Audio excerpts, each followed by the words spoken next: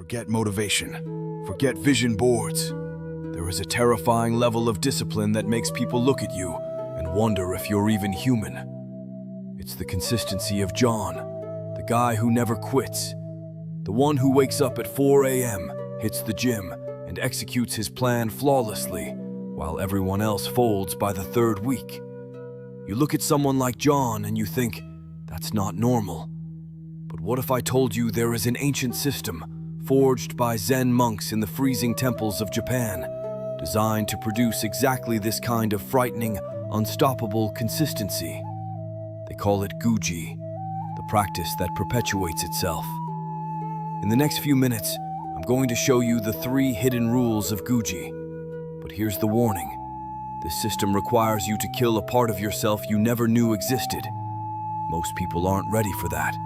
If you're ready to become unstoppable, drop a Gyoji in the comments right now to confirm you're serious. Chapter 2. The Programmer's Fatal Flaw. Now, let's talk about John. John was a high-level programmer, smart, successful career, the whole package. Except for one fatal flaw, he was a serial quitter. Every attempt to build discipline died a quick, miserable death. Gym? 2 months gone. Meditation? 1 week, total silence. Reading? He'd buy the book, read 3 pages, and the cover collected dust. The pattern was almost scientific. Monday, maximum motivation. Wednesday, the first mental negotiation. Friday, total surrender. Sunday, pleading promises for next week. John tried every trick in the book. The habit tracking apps, the accountability partners, the reward system. None of it worked. Why? Because he was fighting a war against the one thing he couldn't see, the very architecture of his own brain. He was stuck in this loop, just like you, until the day he stumbled upon the secret. The reason why Zen monks can meditate for 800 years straight without missing a single morning. And trust me, it's not willpower. Willpower is the beginner's tool. This is something much deeper, much more frightening. The monks figured out that to achieve Gyoji, to become the practice itself, you have to understand the secret killer of all consistency. Chapter 3. Gyoji, the irreversible commitment. To understand the power of Gyoji, you need to understand the monk's first secret. Gyoji. Literally, it means continuous practice without gaps. And when I say without gaps, I mean without gaps since the year 1200 AD. Think about that. For 800 years, a bell rings at Ehai Temple at 3:30 a.m. Not 3:25, not 3:35, exactly 3:30 a.m. And every single monk gets up. You want to know what never happens in that temple? No monk lies in bed thinking, I'm going to skip today. The question simply does not exist. Why? Because they understand the single most important principle of consistency. Your brain categorizes every commitment into one of 2 boxes, reversible or irreversible. A reversible commitment is a mental negotiation. I'll try to go to the gym. An irreversible commitment simply happens. I am a person who goes to the gym.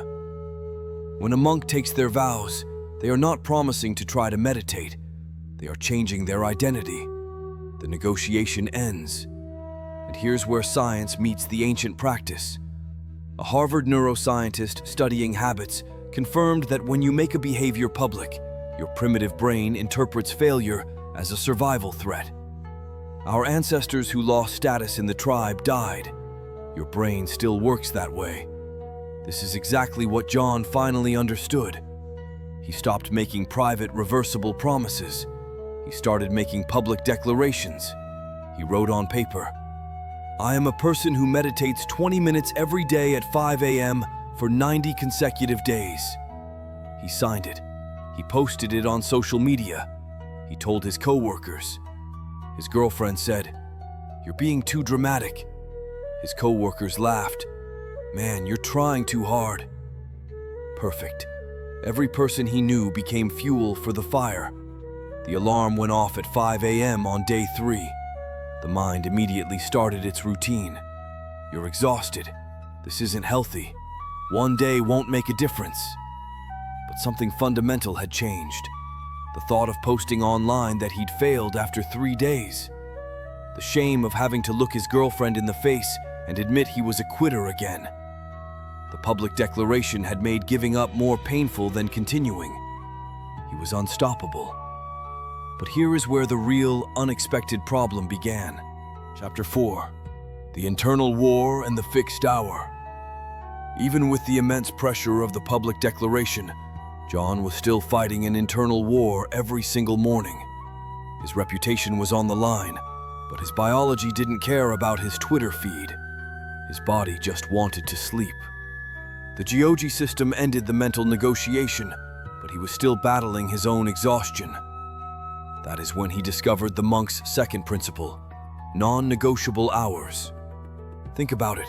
Every day you waste a massive amount of mental fuel, glucose, on the same stupid question. When will I do this? Now? After breakfast? Tonight? You're wasting energy deciding when to drive instead of actually driving. John chose 5 a.m., not because he was some disciplined morning warrior who loved watching the sunrise. He chose 5 a.m. because the world was asleep. No messages, no emails, no distractions, no excuses. The time wasn't about optimization, it was about elimination. Eliminating every single possible reason to do it later. The first week was hell. Your body is a machine that runs on patterns, and when you force it to build a new one, it resists. That's normal. But in the second week, something strange happened. John started waking up 2 minutes before his alarm.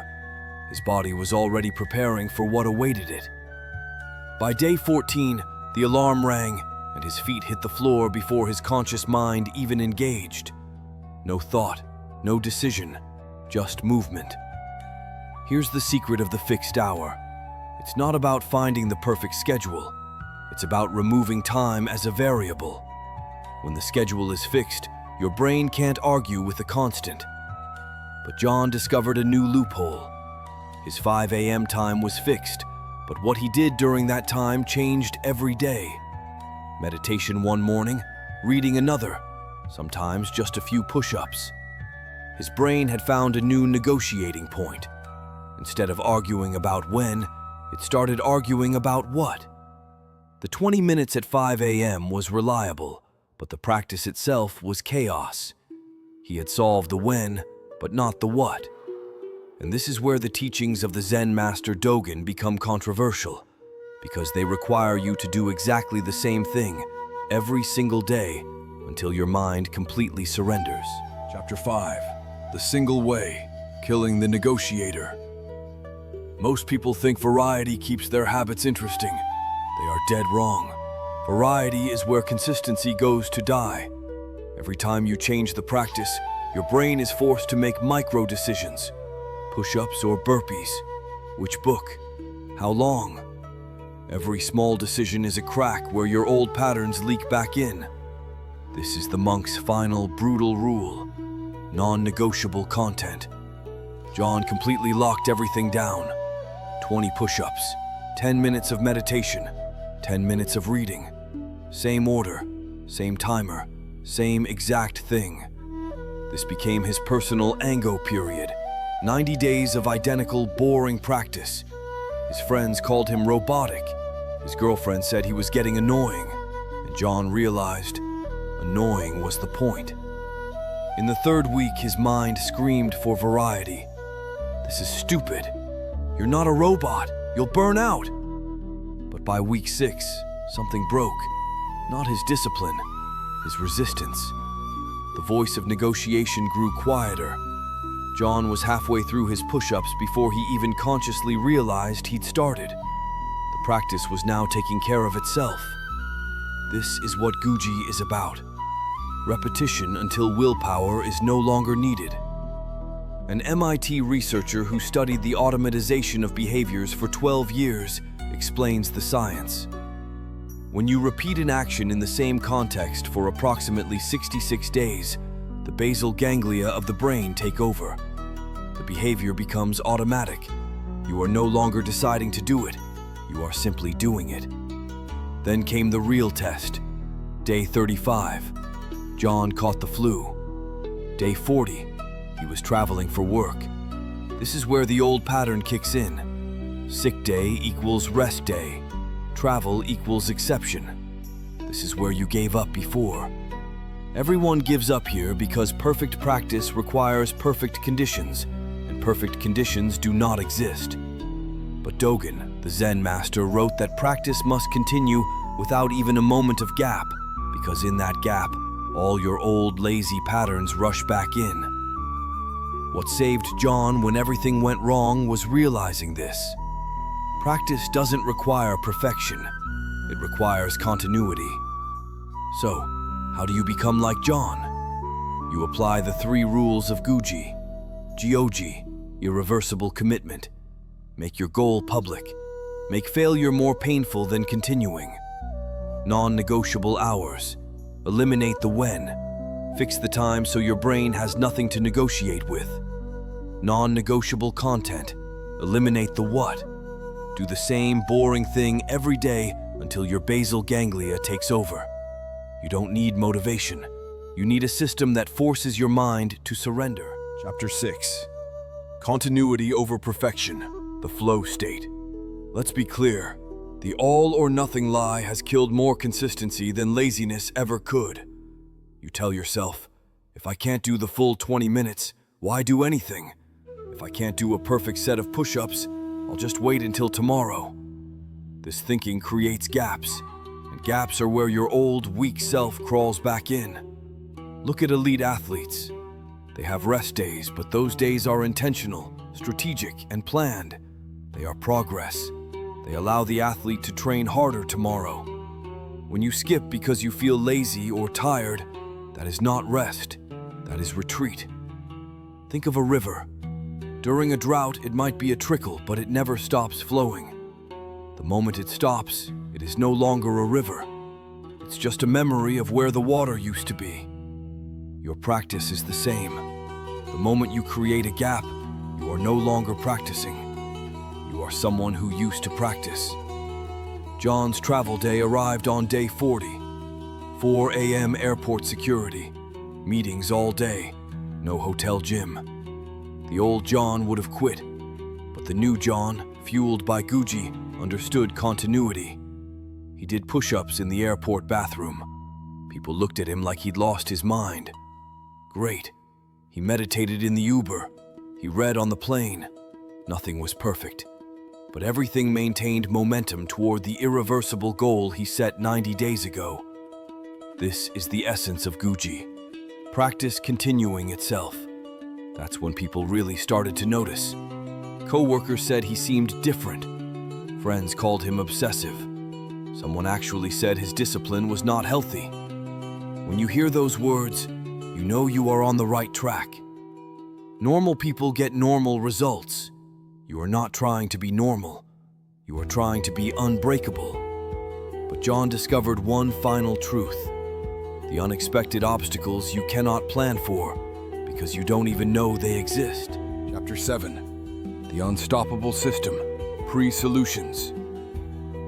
You can follow all 3 rules of Gyoji, but consistency always dies when life gets messy. Your child gets sick. Your car breaks down. Your boss keeps you late.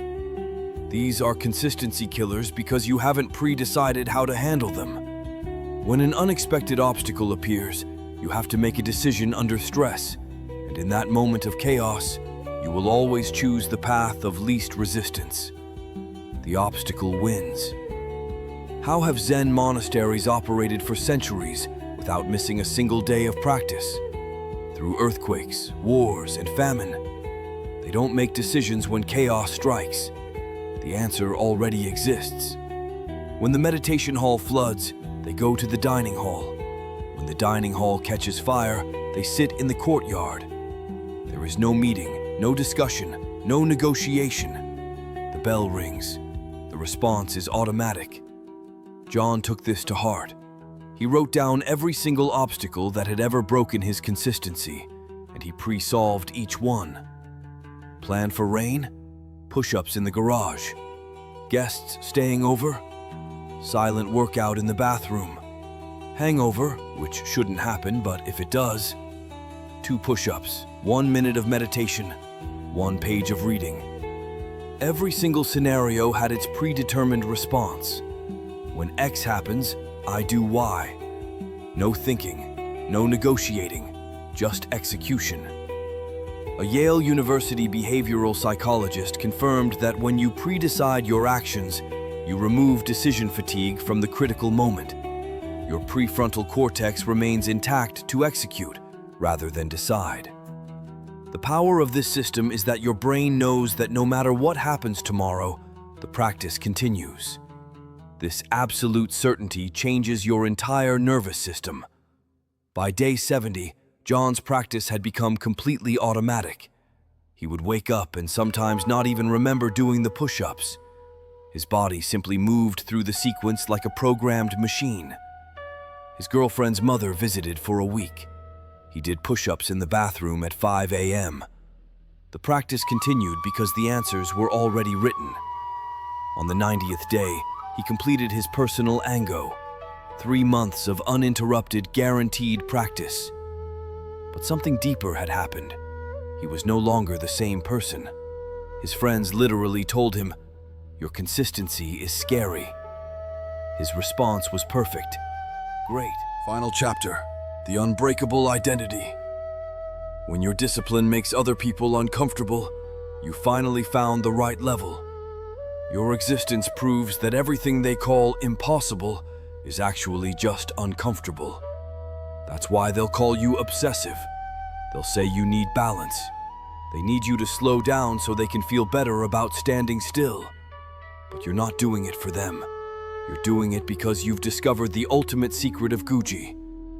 Consistency isn't about doing something every day. It's about becoming someone who can't do it any other way. When you implement this system, the public declaration, the fixed schedule, the seamless practice, the pre-resolved answers, you're not just creating habits. You are reshaping your entire identity. You stop being someone who tries. You become someone who simply is. And when that transformation is complete, when people look at John and think, "How does he do that?" the answer will be simple. He doesn't do it. He is it. The question remains, are you ready for this level of transformation? This is not about discipline. This is about death and rebirth. The death of your inconsistent self, the birth of your unbreakable self. The Gyoji system won't make you a better person. It will make you a different person. Someone others will look at and think, "That's not normal." And when you hear those words, you will know you have finally gotten where you want to be. If this video truly changed your perspective on discipline, then you know what to do.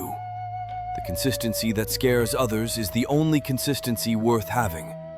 Subscribe to the channel and hit the notification bell so you don't miss the next transformation video. Tell me in the comments right now, what is the irreversible public declaration you are making today? Use the Gyoji system to lock down that one habit. Thank you very much for your attention. I'll see you in the next video.